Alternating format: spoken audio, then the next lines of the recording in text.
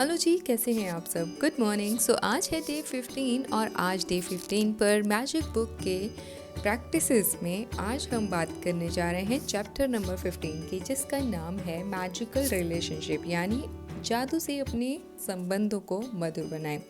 सो आज डे 15 है और आज का मैजिक है उन रिश्तों के लिए जिन्हें हम सबसे ज़्यादा चाहते हैं, लेकिन अक्सर सबसे ज़्यादा चोट भी वहीं से खाते हैं या देते हैं। ज़्यादातर रिश्ते प्रेम की कमी से नहीं टूटते, बल्कि कृतज्ञता की कमी से टूटते हैं। हम सामने वाले को स्वाभाविक मान लेते हैं और जब कुछ गलत होने लगता है तो फिर हम शिकायतें करने लग जाते हैं। जिस रिश्ते में आप ग्रैटिट्यूड नहीं डालते वो शिकायत पर टिक नहीं पाता, और जहाँ शिकायत रहती है वहाँ प्रेम धीरे धीरे अपने आप खामोश होने लग जाता है।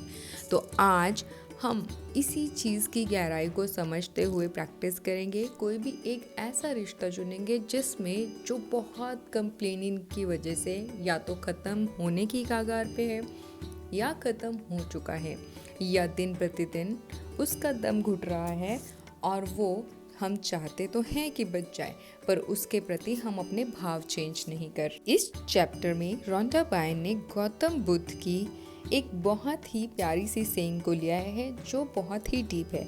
उन्होंने लिखा है कि क्रोध करना एक सुलगते हुए अंगारे को पकड़ने जैसा है, जिसे आप उठाते तो किसी और पर फेंकने के इरादे से हैं, लेकिन जलते सबसे पहले आप ही हैं।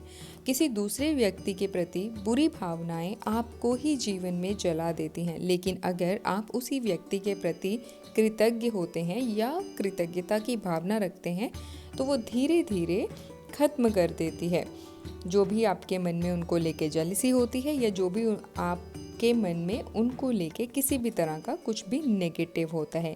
यदि किसी संबंध के ख़त्म होने की वजह से आपका दिल टूट गया है या आप दुखी हैं, तो आप अपने दर्द से उबरने के लिए आज ये कृतज्ञता की मैजिकल प्रैक्टिस को ज़रूर ट्राई करना, क्योंकि कृतज्ञता भावनात्मक दर्द को उपचार और खुशी से भर देती है, और ये जितनी तेज़ी से काम करती है उतनी तेज़ी से कोई भी चीज़ काम नहीं करते हैं। तो रोंडा बायर्न फर्दर ये मेंशन करती हैं कि हम अगर किसी भी ऐसी सफरिंग से या ऐसे किसी रिलेशनशिप से गुजर रहे हैं जिन्हें हम बहुत चाहते हैं, या कभी हम बहुत कनेक्टेड थे और आज किसी भी कारण की वजह से उस रिलेशनशिप में हमें बहुत पेन फील हो रहा है, या हम उसको भूल नहीं पा रहे हैं, या वो व्यक्ति आज हमारे साथ नहीं है, तो हमें कैसे निकलना है। तो उन्होंने एक बहुत ही सिंपल तरीके से उसकी प्रैक्टिस की कि आप हमेशा इस चीज़ को याद रखो कि उस पर्सन की जो भी अच्छाइयाँ थी या उनके होने से जो भी कृतज्ञता आप फील करते थे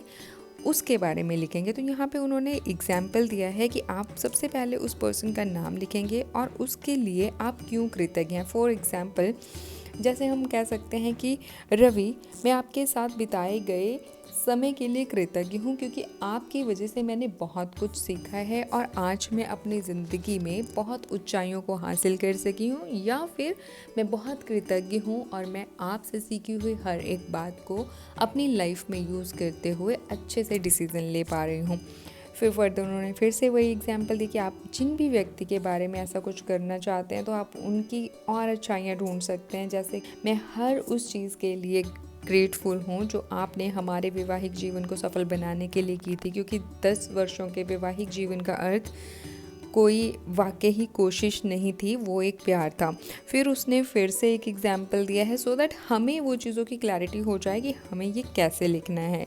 ठीक है, तो आप सबसे पहले अपने उस व्यक्ति का नाम लिखिए और कोई भी उसके बारे में 10 चीज़ें अच्छी ढूंढिए विद कारण, विद रीज़न कि आप क्यों कृतज्ञ हैं। ठीक है, अब आज की जो प्रैक्टिसेस है डे 1 की और डे 2 की एज इट इज़ रहने वाली हैं। डे 3 की प्रैक्टिस के लिए आप उन व्यक्ति का नाम चूज़ कीजिए जिनके साथ आप अपना रिलेशनशिप सही करना चाहते हैं, ठीक नहीं चल रहा। आप सबसे पहले एक शांति वाले प्लेस पे बैठ जाइए, उस व्यक्ति को बहुत मन से आप याद कीजिए और उनके गुणों के बारे में ईमानदारी से सोचिए। हर एक गुण के बारे में सोचने के बाद आप दिल से कहिए, धन्यवाद, आप मेरी ज़िंदगी का हिस्सा रहे हैं और मुझे उसके लिए मैं कृतज्ञ महसूस करती हूँ और आपके प्रति मेरे दिल में कोई भी भारीपन नहीं है।